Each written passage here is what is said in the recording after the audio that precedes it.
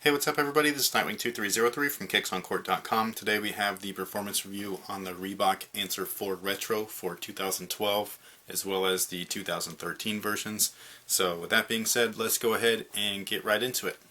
As usual, starting off with the base of the shoe, we have the traction pattern, which is multi-directional. The forefoot is actually solid rubber, and then the back heel area, it is sort of like a rubbery foam. It's hard to explain. If you have a pair in hand, you can feel it. It's definitely softer than solid rubber, so I don't know if this is a rubber and foam composite or mixture, or if it's just foam or just rubber. But whatever it is, it doesn't work too great, mostly because it's super soft and it just sticks to dust. But it's not too big of a deal just because it is in the heel portion and there's not a ton of coverage as is anyways. So one thing is that this shoe will make you kind of play on your forefoot. It is a guard shoe and it is built that way, and you could definitely tell from the forefoot section. These rigid lines here start out a little bit slick, a little bit rough. Once you start really breaking it in, it took a couple weeks for me, but basically a couple weeks and that front to back movement was solid. Didn't have any issues or slipping, especially off of toe offs, because that rigidness, or I don't know what to call it, that pattern moves up to the toe here. So the thing that I loved about it though was the lateral movements. As you can see, there is herringbone and it faces towards the left and right, or the medial and lateral side of the shoe, which is perfect for a guard. So if you're crossing, cutting, pushing off, things like that of that nature, this shoe is going to be able to keep up with you. This section here did take a little bit of break-in time, but nowhere near as long as this. You could definitely feel that this was a lot more grippy than these guys here. And one thing that I ended up tending to do, especially upon quick stops, instead of stopping completely at a solid front to back motion, I'd end up stopping a little bit at an angle. So I'd be running, boom, and stuff like that. So instead of running and then stop, running and stop this way, kind of like an awkward jab step, just because that's where that coverage was. So that's what I ended up using. So overall, I think that the forefoot traction is pretty good. It's not anything crazy like, say, something new like the CB 3.6, what I consider the new standard in traction, basically. But it definitely does work, and you can definitely tell that it caters towards guards. If you've played in these before when they originally released, then you already know what to expect, so you don't have any issues, or you won't have any issues as far as doing any type of movements and then not being able to keep up with you, because you should already know what you can and cannot accomplish with this type of pattern here. As far as the cushion is concerned, they're definitely not like the originals. The originals had what was called DMX cushion. These state that they have DMX cushion, but it's not quite the same thing. Basically, these used to have a DMX I-Pack, which is a pack here and a pack here at the forefoot, and then they were connected by one air chamber. Just as you see on the Answer 1 here, this is actually a 10-pack DMX unit.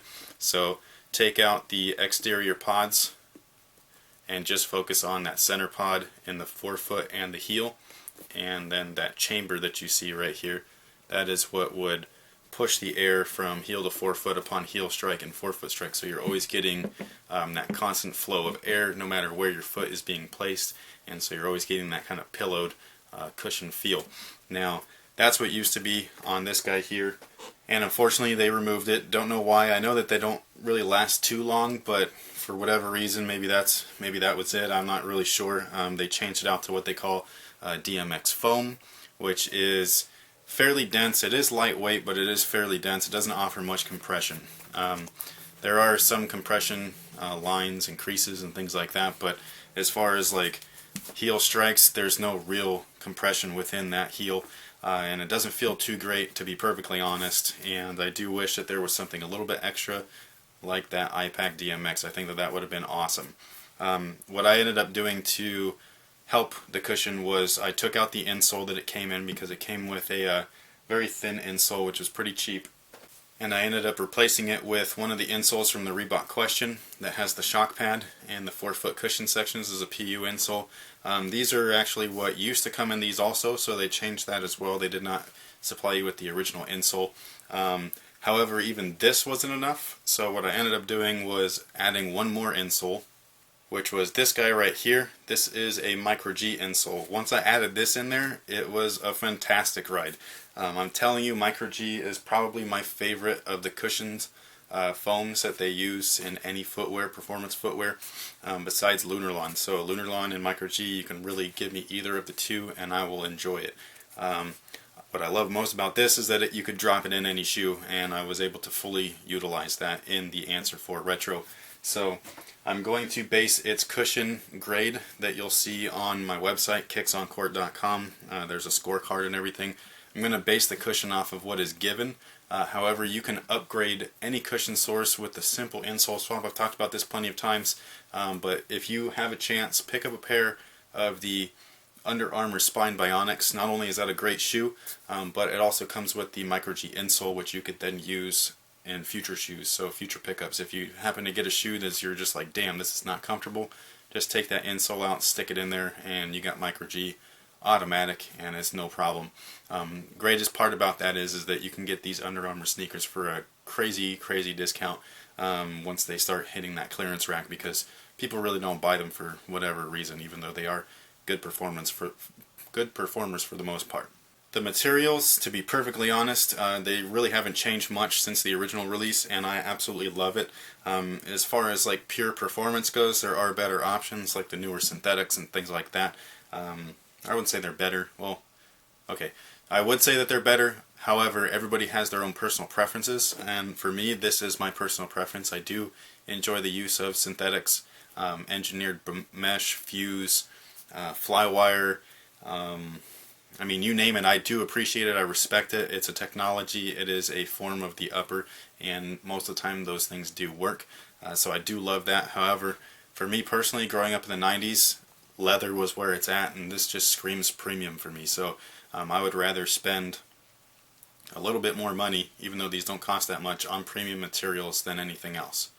So basically you have a full-on tumbled leather upper mixed with a full-on smooth leather upper, your zip enclosure, and then that, it's kind of like a mesh tongue, but everything inside is even leather too. You got leather lining on the tongue and leather lining on the collar and lining area. So in my opinion, I think the materials are just phenomenal. I mean, they don't make shoes like this anymore, and I really wish that they would. As far as the fit is concerned, they fit true to size. When I did attach the extra insoles, I attached 2 insoles inside this. There's still just enough room to where I could still move my toes a little bit, but that's basically because there was a raw material used, such as leather, so it just kept breaking in. But basically they fit true to size lengthwise, widthwise. They give a little bit of room, and because it is leather, they will break in, so I would suggest going with your regular size, even if you do have wide feet, just because the more that you wear these things, the more that they're going to break in, they're going to mold and shape to your foot a little bit. Whereas a synthetic, that's where, you know, the quote-unquote downside would be, is that stuff really does retain its shape for a really long time, so it wouldn't give you the same kind of effects that this type of material would, and so it will give you a different fit the longer that you play in it, and so on and so forth. Or I should say, it'll give you the same fit the longer that you play in it, if it's a synthetic.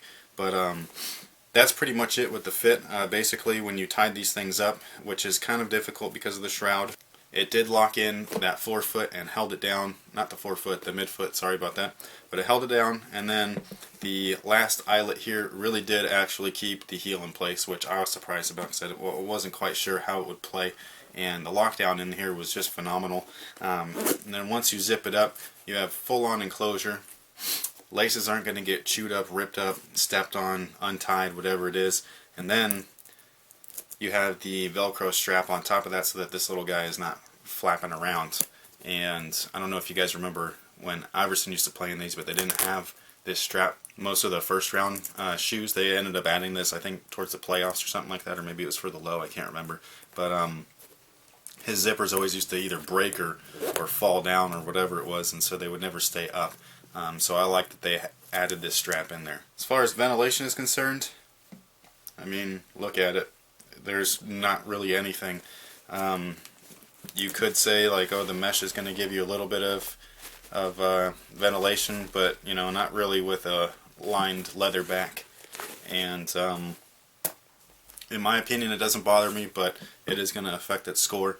that's just kind of the nature of the beast here when you have attributes and categories. So ventilation is not great, but for me it wasn't a big deal.